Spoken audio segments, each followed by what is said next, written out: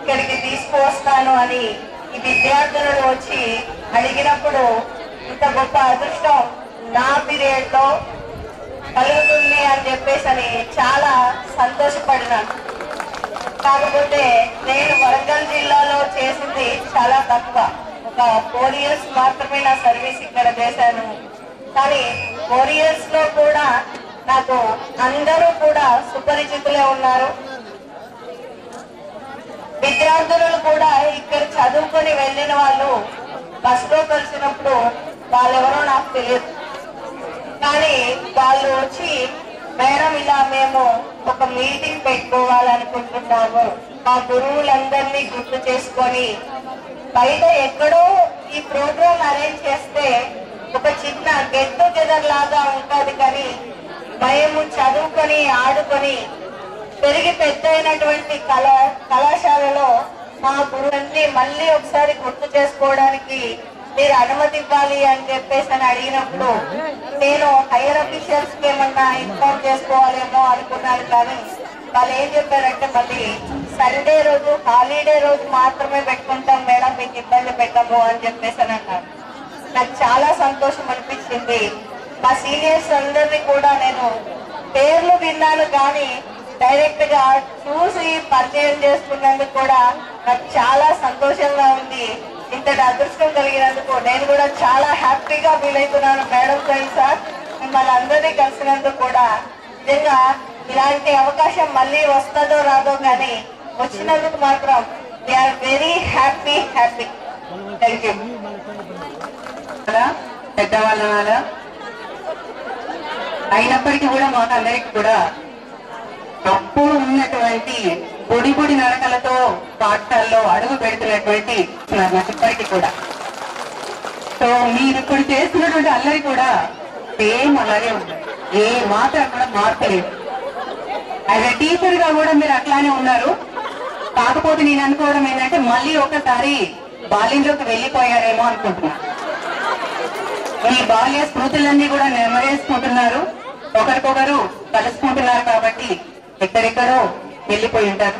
అందరూ ఒక్కసారి ఈ వేదిక మీదకి వచ్చేసరికి ఆ ఆనందాన్ని తట్టుకోలేక ఆనంద తాండవం చేస్తున్నట్టుగా ఉంది మిమ్మల్ని చూస్తుంటే. మరి నేను మైథిలి మేడం, లలిత మేడం ముగ్గురము ఫస్ట్ బ్యాచ్ నాది. అందులో మొట్టమొదటిసారి కొత్తగూడలో అడుగు పెట్టింది నేనే. యాజ్ ఎ పిల్లర్ అని అంటారు నన్ను, నేను మరి నాకే తెలియదు.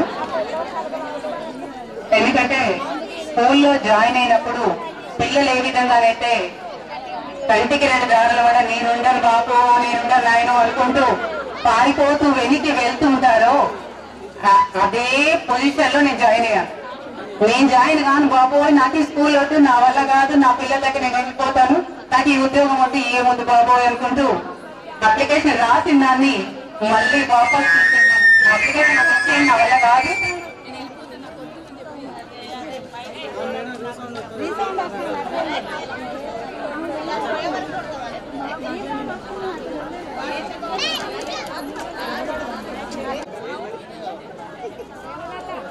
ఫస్ట్ జాయిన్ అయిన తర్వాత ఈ స్కూల్లో వచ్చేసరికి నిజంగానే ఒక అడవిలాగా కనిపించింది.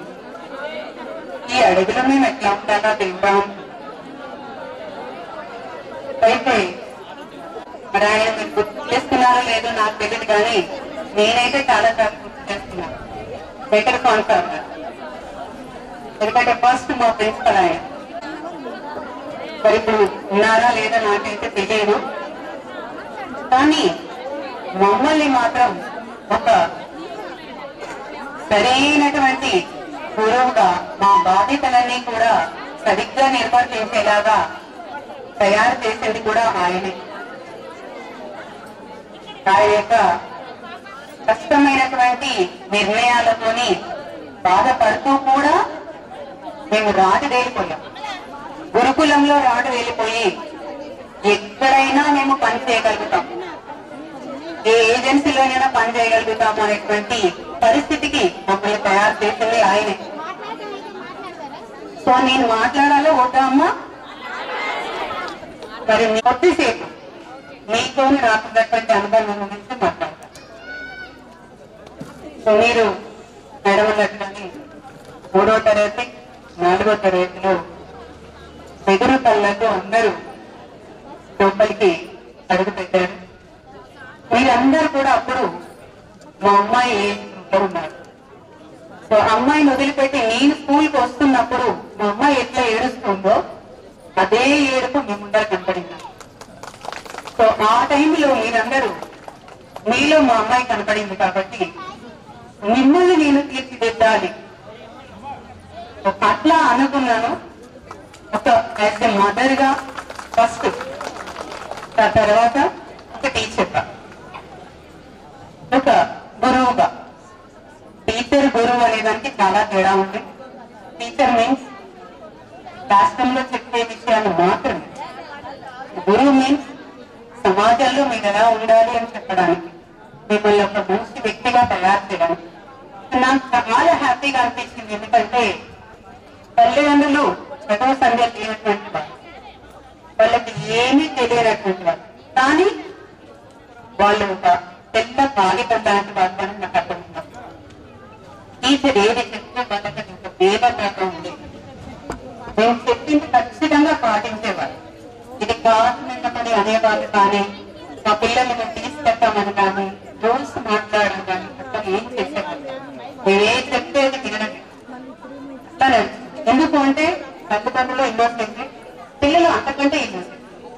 సో అట్లాంటి ఇన్నోసెంట్ వాతావరణంలో మేము నేర్చుకుంటూ మీకు నేర్పుతూ మిమ్మల్ని ఒక మంచి విద్యార్థులుగా తయారు చేయడానికి ప్రయత్నం చేశానేమో అని అనుకుంటాను నేను.